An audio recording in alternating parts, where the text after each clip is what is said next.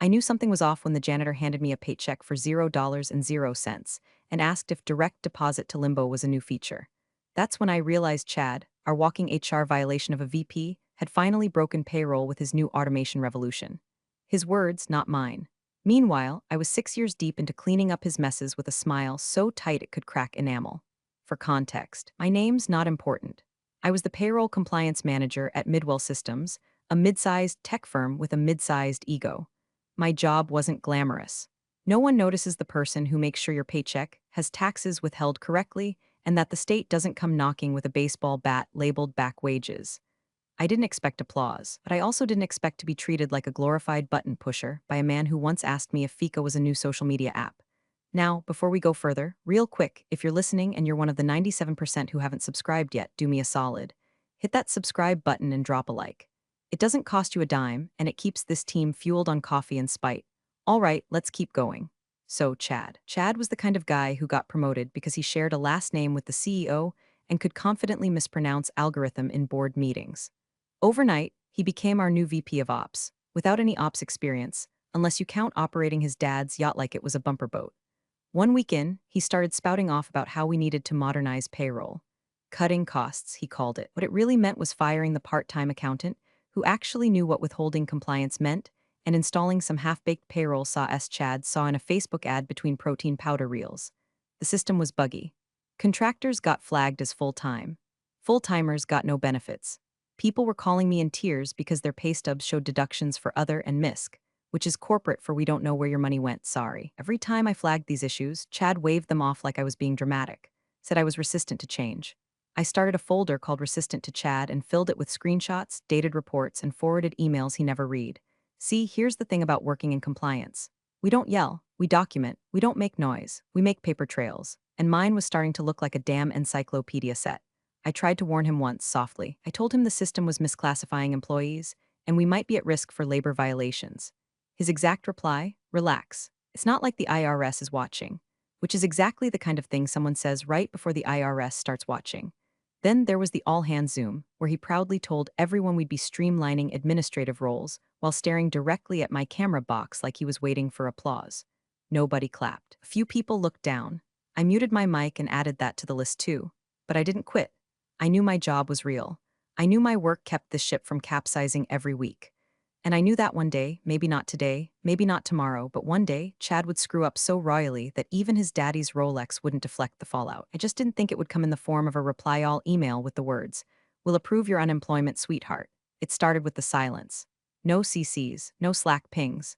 No, can you review this real quick? Just decisions made without me. Chad had begun quietly removing me from the payroll loop like I was a dusty post-it on a cubicle wall. The new system, Hyperpay, because apparently every startup has to sound like a failed energy drink, was going live in chunks. No testing, no approvals, just button smashing and praying to whatever god oversees finance departments. And Hyperpay? It was a Frankenstein's monster duct taped together by code bros who'd clearly never filled out a W-4. It didn't understand shift differentials, treated PTO like it was a suggestion, and defaulted everyone's tax status to single with zero deductions, including a guy with 5 kids and a military spouse. I found that one when his entire check got eaten by federal withholding. He thought the IRS was repossessing his life. I had to walk him through how to file a correction while he chain-smoked on speakerphone in his truck. Then came the real horror. Contractors listed as employees. Employees listed as contractors. Overtime missing. People working 60-hour weeks and getting paid for 38. Sick leave docked from regular hours. Tax forms flagged with blanks where social security numbers should be. At first, I tried to flag it internally. Emailed Chad with subject lines like payroll misclassification, urgent and possible labor law violations, immediate review requested. His replies, noted, or worse, silence. Occasionally, I get a Slack message 2 days later with a thumbs up emoji. A thumbs up emoji. From a man whose last calendar invite was titled Kedgerator Brainstorm. So I did what every woman in my position has learned to do after years of being told to calm down. I opened a private Google Drive folder, labeled it "Oh Really Chad," and started uploading everything. Screenshots of misclassified roles, PDFs of worker complaints, emails with red flags, backup spreadsheets in case the system magically lost things. Every time he approved something without telling me, I documented it. Every time someone cried in my office about a missing check, I logged the timestamp. And when one of the hourly staff told me he'd stopped clocking in because Hyperpay didn't track breaks right anyway, I added that too. By month's end, my folder had over 80 entries. The kicker? I wasn't even angry yet, not really. What I felt was something colder, sharper, the kind of slow burn fury that sits in your spine and waits. I didn't want to scream. I wanted structure. I wanted to build a case so clean it would leave a paper cut across Chad's perfect, manicured ego. And that opportunity, it came faster than I expected. The first email came from a QA engineer. Hey, my check says I'm a 1099 contractor now. Should I invoice someone? She wasn't the only one. Over the next week, 6 more emails like that. People asking if they were suddenly freelancers. One guy asked if he could deduct his lunch now that he was self-employed. I started responding with a single line. Please forward this concern to VP Chad for clarification. I BCC'd myself every time because the thing about compliance, it's not just about catching the fall. It's about knowing when the rope's already snapped. It hit my inbox like a sucker punch in a parking lot. Subject line, restructuring update please read immediately no greeting. No warning, just a 3-paragraph eulogy written by a man who probably thinks severance is a kind of cheese. Chad's message oozed smarm. As part of our effort to streamline operations and adopt a more agile payroll model, we're sunsetting certain roles that no longer align with our vision for growth. That was his way of saying I was fired. Sunsetted, like I was a screensaver or a toxic sunset over a sewage plant. Then came the final line, nestled between 2 bullet points like it was just another reminder about Casual Friday. Will approve your unemployment, sweetheart, sweetheart, from a man who once asked me if quarterly taxes were like coupons for the government. I sat there, staring at my screen, heart thudding like a loose washer in a dying dryer. The audacity, the disrespect, the sheer Olympic-level stupidity of firing your compliance manager in a reply all. There it was, sent to all departments. Sales, marketing, HR, even our 3 remote engineers in Oregon who probably hadn't seen Chad in months. It was a digital guillotine drop, and he was proud of it. For about 5 seconds, I felt the heat rise, embarrassment, humiliation, rage, but then it just cooled because I realized something. He confirmed in writing in front of the entire company that I was terminated. No NDA, no HR meeting, no exit interview. And with that smug little sweetheart cherry on top, it wasn't just unprofessional, it was actionable. So I took a deep breath, sipped what was left of my now cold coffee, and hit reply all. Thanks for confirming my employment status. Wishing everyone a smooth quarter and close. Then click, I added one more recipient to the CC line, Deborah Simmons, State Labor Department, Senior Audit Investigator. We'd spoken before in hypotheticals. She was sharp, kind, and just nosy enough to care. I didn't write her a note, didn't need to. That email thread, complete with Chad's signature and timestamp, said more than I ever could. I clicked send. No drama, no fireworks, just a quiet whoosh and a little dopamine pop. Across the office, Chad strutted out of his glass fishbowl, grinning like a man who thought he just made a power move. I watched him fist bump one of the sales bros before sauntering toward the break room. Not a care in the world. He had no idea what I'd just done, and that's the beautiful thing about reply alls. Once it's out there, it doesn't belong to you anymore. It belongs to everyone, including the state. The Monday after my sunset, I woke up at 7:15 out of habit. My laptop was still on the kitchen counter, unopened like a retired warhorse. For the first time in 6 years, no Slack notifications. No hey quick queue emails. Just silence and the faint hum of my fridge pretending it still mattered. I made coffee slowly, the good kind, not break room sludge. It tasted like freedom. At 8:32 a.m., the first email came in. Subject, hey real quick, who do I talk to about missing overtime? It was from Tanya in DevOps. She'd been working weekend sprints for 2 months straight. Her stub showed straight time pay for 80 hours. She was owed 104. I read the message twice. I didn't respond. Instead, I opened the folder Oh Really Chad and started a new subfolder. Phase 2, Fallout. At 9:11, another one. Subject, tax deduction wrong. This time it was Jerry in support. His W-4 status had been changed from married with 2 to single with 0, and half his check vanished into thin air. He was panicking. He had rent due and 2 toddlers. Still, I didn't reply. By 11:40, 4 more had rolled in. Shift leads, QA testers, even someone from HR. I didn't have access anymore, not officially. But I did have the screenshots, the PDFs, the emails, and I knew the system better than anyone still standing. So I drafted an email, not to the company, but to Deborah. Hi again, Deb. Seems my termination has created some growing pains in payroll. Attached are a few samples of misclassification and tax withholding discrepancies I flagged prior to departure. Dates and names are in the file names. Happy to provide more if needed. I attached 6 files. No commentary, no anger, just clean, concise breadcrumbs. Then I hit send. 20 minutes later, she replied, "Thank you, this is extremely helpful. I'll be in touch shortly." And just like that, the game had changed. I wasn't a disgruntled ex-employee. I was a source, a documented, polite, and heavily archived source. Meanwhile, back in the house that Chad broke, the walls were starting to buckle. 2 days later, I got a call from an old colleague who didn't realize I was restructured. She whispered like we were in a mob movie. "Did you see the email from Jacobs Consulting?" Jacobs was one of our two biggest clients.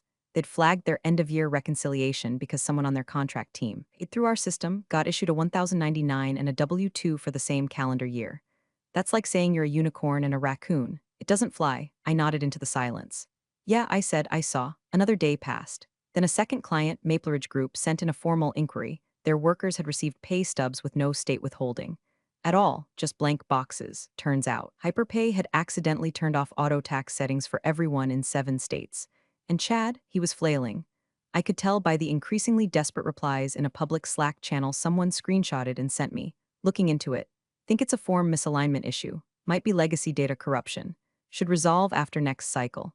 Let's not overreact, people. Overreact. We're employees out there holding 2 tax forms and wondering if they'd get audited or sued. But me, I wasn't overreacting at all.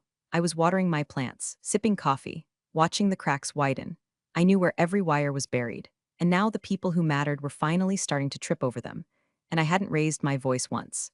The official request hit Midwell's legal inbox on a Thursday at 10:04 a.m. Preliminary compliance inquiry from the State Labor Auditor's Office. Standard language, formal tone, no accusations, just a request for clarification and records related to employee classification and payroll disbursements over the last 2 quarters. In other words, the first soft knock before the state kicks in the door. Chad, of course, didn't hear the knock, or rather, he did and mistook it for a pizza delivery. He forwarded the notice to legal with a shrug and a note that said, just some boilerplate audit stuff, probably because we're scaling. Scaling, right? What was actually scaling was the number of misfiled tax documents. The mistakes weren't isolated anymore, they were multiplying like unsupervised rabbits in a server closet. I found out the next morning through Jamie in finance. She texted me at 6:38 a.m. from her personal phone, using an encrypted app we'd once joked was for gossip and doomsday prepping. Jamie, is this you? Be honest. Attachment, a screenshot of the state audit email. Me, not me, just procedure. Jamie, well, procedure is causing Chad to sweat through his chair. She followed up with a second screenshot, this time from their internal payroll queue. A batch of 1099s had been sent to 42 full-time employees. Not freelancers, not contractors, not temps. Full-time salaried staff, some with tenure longer than Chad's entire employment history. One of them was the head of IT infrastructure, a man who literally hadn't missed a clock-in since the Obama administration. Apparently, Hyperpay had defaulted everyone to contractor during a silent update meant to increase back-end agility. Translation, they clicked a button they didn't understand, and now employees looked like Uber drivers on paper. Worse, those 1099s had already been mailed. People were getting them at home, confused spouses, accountants asking questions. One guy thought it meant he'd been fired. Another was Googling how to file quarterly taxes on TurboTax and nearly had a breakdown in the copy room. I didn't gloat. I didn't text a single "I told you so." I opened a spreadsheet, added batch 1099 error Feb 14 to the log, and included details Jamie whispered through text. Time of send, system version number, names of affected employees. I saved it, backed it up to an encrypted USB, and then forwarded only the data summary, sanitized and cleaned, to Deborah at the state. Deborah, new development. Seems Hyperpay's classification defaults changed post-update. Affected employees appear to include several salaried roles. Summary attached. Will provide more if needed. Reply came within the hour. This aligns with other data we're seeing. Please continue forwarding as able. Appreciate your discretion. Discretion. Funny word for someone who was fired in a reply all and called sweetheart on the way out. But I was being discreet, methodical. I wasn't airing dirty laundry. I was separating whites from colors and folding it into perfect little evidence piles. Meanwhile, inside the company, panic was simmering. Chad tried damage control. He sent a company-wide message titled Payroll Clarification and System Enhancements, where he assured everyone that minor classification inconsistencies were being addressed and that external audit reviews are a normal part of growth. He ended it with, let's all stay positive and focused. We're building something great. They weren't building anything. They were taping over cracks in a dam with branded Post-its, and I knew exactly how much pressure was building behind it, because this wasn't revenge, it was gravity, and Chad had just cut the rope. The formal inquiry landed like a meteor. Not a whisper, not a warning, just a full-body email from the state auditor's office, addressed to Midwell Systems' legal team, with that beautiful bureaucratic subject line, Notice of Formal Investigation, Wage and Classification Compliance, Ref. ID 409A57. Paragraph 3 was the kill shot. This inquiry has been initiated following a documented complaint from a former employee, supported by multiple substantiating artifacts pertaining to payroll classification errors, wage discrepancies, and withholding failures over the last 2 fiscal quarters. Translation, she had receipts. Now we have them too. For a whole day, the office went into lockdown mode. Legal was summoned. HR pulled logs. Chad, oblivious as a blindfolded piñata, reportedly told the CEO that it was just a random audit, nothing to worry about. He said it with that smug little half smile he wore like cologne. Then he threw my name under the bus. She's doing this on purpose, he told them. It's malicious compliance. She got fired and now she's stirring the pot. Malicious compliance. From the man who once asked if bonuses were just extra checks you can Venmo. The CEO, Peter Lawton, a man who dressed like every day was a funeral for nuance, called a private leadership meeting. From what Jamie told me later, it wasn't a conversation. It was a confrontation. Peter slammed the printed inquiry packet down on the conference table and said, "Why is this auditor citing your name in connection to state labor violations?" Chad tried to dance around it. Blamed the old system. Blamed the accounting contractor we let go. Blamed legacy workflows, which is corporate for I don't know how anything works, but I like using words that sound smart. Peter wasn't buying it. He reportedly asked, "Didn't she warn you about this before she was let go?" Chad stammered, said something about her tone and how I resisted innovation. That's when Jamie told me Peter looked him dead in the eye and said, "Her tone isn't under state investigation. You are," while they were arguing, was on the phone with Deborah. She spoke with the dry calm of a woman who'd dismantled embezzlement rings before lunch. "We're officially proceeding. If you're still comfortable participating as a corroborating source, we'll need your documents. Everything with metadata, dates, headers, unaltered. No summaries. I've got a full chain," I said, time-stamped. Categorized, backed up 3 ways. There was a short pause on the line before she said, "You were in compliance before you were in compliance." I smiled. It's a habit. I spent the rest of the day uploading PDFs, XLSX files, exported email chains with clean headers, chat logs, annotated screenshots. Every thread I'd archived. Every flag I'd ever raised. I even included my original report draft that Chad deleted from the shared folder without reading, the one titled Payroll Automation Risk Memo, Do Not Implement Yet. The submission window closed with a satisfying click. That folder wasn't just documentation, it was a damn time bomb sealed in a manila envelope. Still, I didn't celebrate, not yet, because I knew how this worked. I'd seen other women throw the first stone only to get buried in NDAs and smear campaigns. The system liked to eat its whistleblowers, then ask why they didn't speak up sooner. But I had 2 things going for me. Every single thing I submitted was verifiably true. Chad was still doing interviews about our streamlined success model on LinkedIn Live. He didn't know it yet, but the floor was already gone beneath him. And the only thing holding him up, my silence, which had just ended. It started with a call to the help desk from a warehouse foreman in Iowa who hadn't been paid in 2 cycles, then 2 more from customer service reps in Arizona.